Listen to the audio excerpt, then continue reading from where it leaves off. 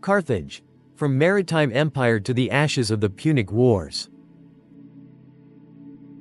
What if a single battle could decide the fate of empires? What if a man, driven by an oath to his father, could bring the mighty Roman Republic to its knees? This is the story of Carthage, a civilization built on the waves and reduced to ashes, and a warrior whose genius still echoes through history. Chapter 1. The Birth of a Maritime Giant. Long before Rome dreamed of conquering the Mediterranean, Carthage stood as the jewel of North Africa. Founded by the Phoenicians from Tyre around the end of the 9th century BCE, Carthage grew from a modest colony into a bustling hub of commerce. According to legend, Queen Dido, fleeing her homeland, struck a deal with the local inhabitants to acquire land. She cleverly cut an ox hide into thin strips, encircling a vast area and thus claiming what would become the heart of Carthage. This founding myth not only highlighted her strategic ingenuity but also laid the foundation for Carthage's future dominance over the Mediterranean. The city's prime location on the coast of modern-day Tunisia allowed it to dominate sea routes. Carthaginian merchants, known for their cunning and expertise, sailed beyond the Pillars of Hercules, today known as the Strait of Gibraltar, to trade with distant lands, including Britain, rich in tin. By the 6th century BCE, Carthage had become a superpower, controlling territories from the western Mediterranean to parts of Spain and North Africa. Did you know that the Carthaginians were among the first to use a unique purple dye made from murex shells, which became a symbol of wealth and power? This highly prized dye was reserved for the elite, and its production was closely guarded, adding to Carthage's mystique and allure. Carthage was not just a city, it was a maritime empire. Its navy, the largest of its time, boasted powerful quinqueremes, warships with 5 rows of oars. Each vessel was a floating fortress, capable of ramming enemy ships with devastating force. The city's famed harbor had 2 sections, one for merchants and one for the military, with an island-shaped command center capable of docking hundreds of ships. Even the Romans marveled at this engineering wonder. The intricate design of the harbor, including the construction of massive docks and a protective mole, showcased Carthaginian ingenuity in adapting to the needs of both trade and warfare. This dual-purpose infrastructure allowed Carthage to maintain its dominance over the seas for centuries, even when faced with the growing might of Rome. Chapter 2. Rome and the Rising Tensions. By the 3rd century BCE, Carthage and Rome had grown into the most dominant powers in the Mediterranean, and it was only a matter of time before their interests clashed. Both republics were expanding their influence across the seas, but their visions for the future were incompatible. The critical turning point came on the island of Sicily, a strategic gem that both empires coveted. In the year 264 BCE, hostilities broke out, marking the beginning of the First Punic War. This conflict was to shape the future of both civilizations, drawing them into a brutal and protracted struggle for dominance. Despite its initial disadvantage in naval warfare, Rome's resolve and innovation turned the tide.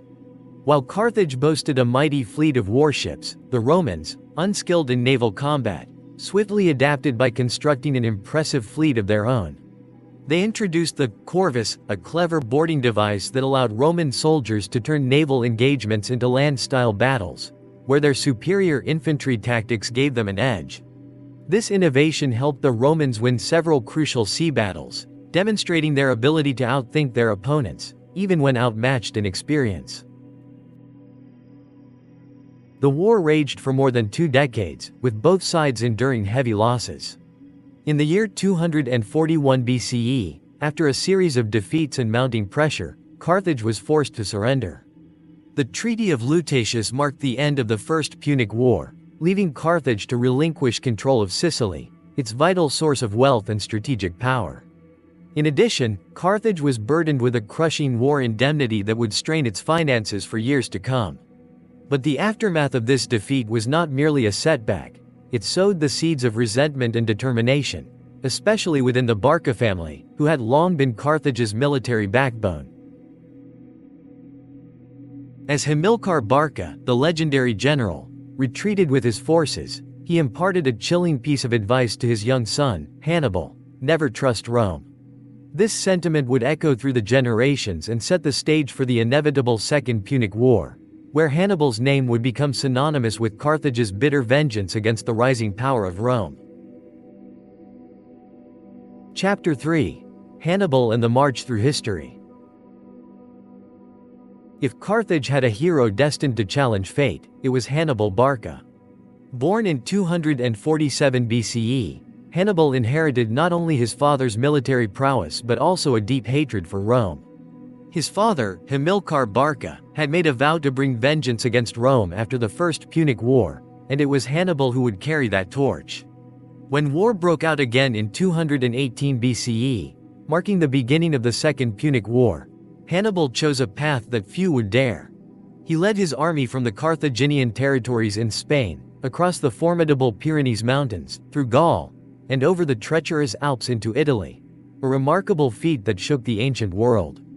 This daring march, covering thousands of miles, was an unprecedented military maneuver and remains one of the greatest achievements in military history.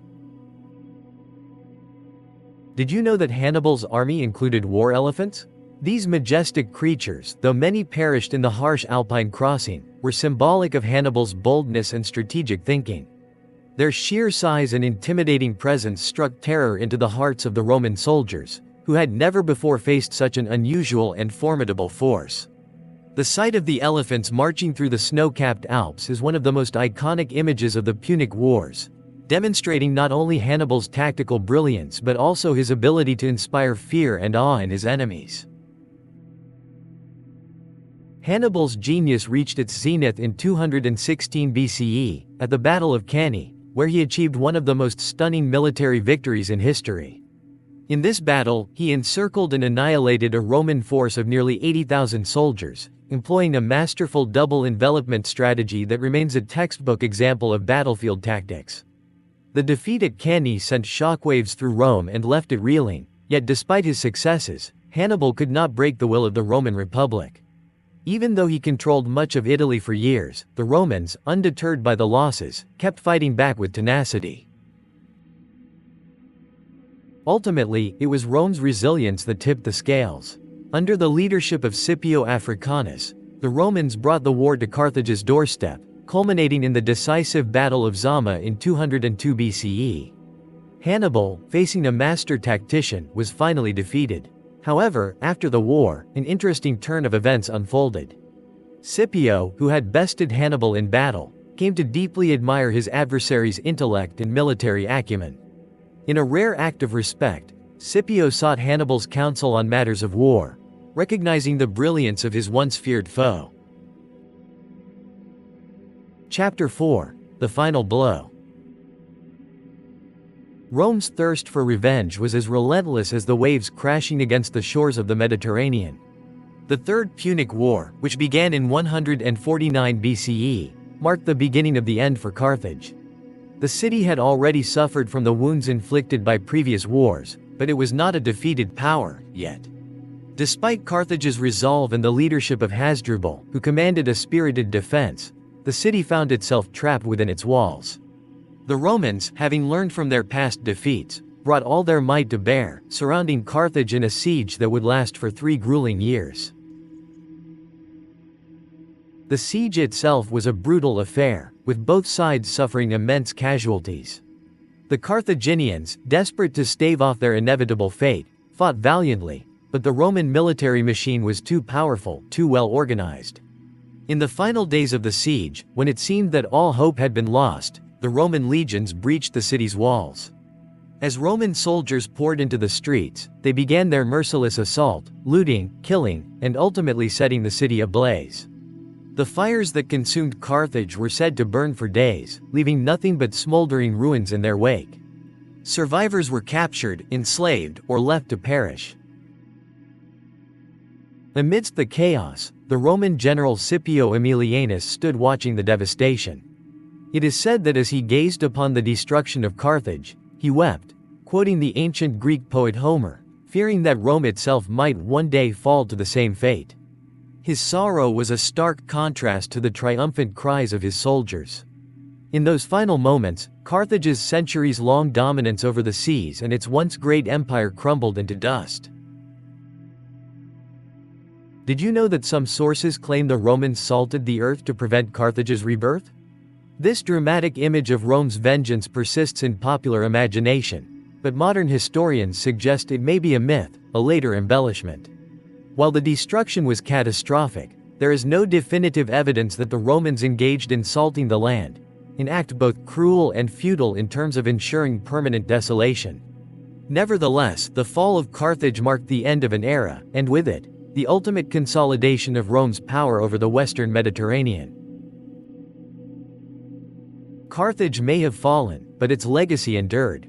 Its innovations in trade, shipbuilding, and military tactics influenced the Roman Empire that had destroyed it.